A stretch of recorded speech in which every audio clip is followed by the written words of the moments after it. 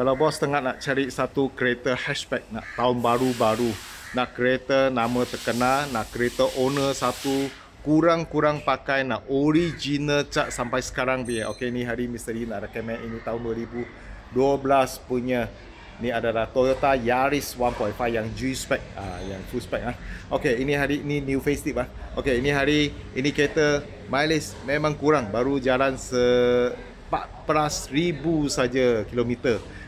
Owner kerja dekat Singapura, memang kurang pakai lah, weekend saja pakai ini kereta. Okey, kereta semua elok macam baru lah. Original cat, masih servis dekat Toyota lagi. Ini hari juga misteri nak jual harga murah-murah, 64,800 saja. Ini juga boleh buat full loan.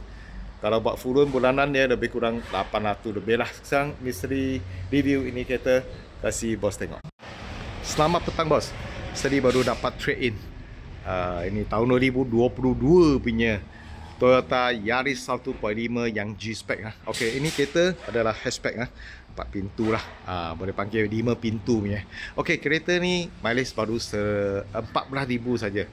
14,000 memang kurang pakai. Owner cerita kerja Singapura, baru weekend saja boleh pakai. Okey, kereta original cat sampai sekarang, original lagi, masih servis dekat Toyota. Okey, ini hari juga misteri nak jual harga termurah. Kereta cat semua lawa-lawa. Ini hari cuma nak jual 64,800 sajalah. Ini new facelift lagi. Ini bentuk dia new facelift macam ni. Okey, 64,800. Boleh buat full loan. Kalau buat full loan bulanan 800 lebih, tak jejak 900 kereta sudah dapat Yaris. Ni tak silap harga sudah 100,000 100,000 punya. Baru pakai 2 tahun. Sekarang nak jual 64,800 saja. Kereta sebiji macam baru lah boleh kata. Dalam interior, luar semua cantik-cantik lagi. Tayar bunga 70% tebal. Boleh pakai lama lagi.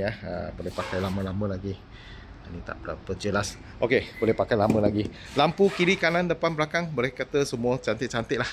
Tak ada masalah. Cat pun lawa-lawa lagi. Tak ada cara, tak ada kemek. Semua cantik lagi. Lampu semua elok nampak. Tayar bunga boleh pakai lama, nampak. Boleh pakai lama lagi. Nampak. Okey, tahun 2014. Bukan 2014. Tahun 2022. Ni ada Toyota Yaris. Okey, harga nak jual harga murah-murah 64,800 saja. Mileage baru 14,000 saja. Memang kurang pakai ni kereta. Owner cerita weekend saja pakai, kerja Singapura. Pagi keluar, malam baru balik. Tak sempat nak pakai. Sekarang nak jual 64,800 saja. Kalau bos minat ini kereta, cepat kontak misteri. Bulanan kalau buat full loan 800 lebih. Setiap hari misteri akan post 2 video. Tolong bos dapatkan kereta terpakai harga termurah dekat Malaysia. Sila follow misteri punya video. Sekurang-kurang boleh dapat kereta yang bos suka lah. Thank you bos support. Thank you.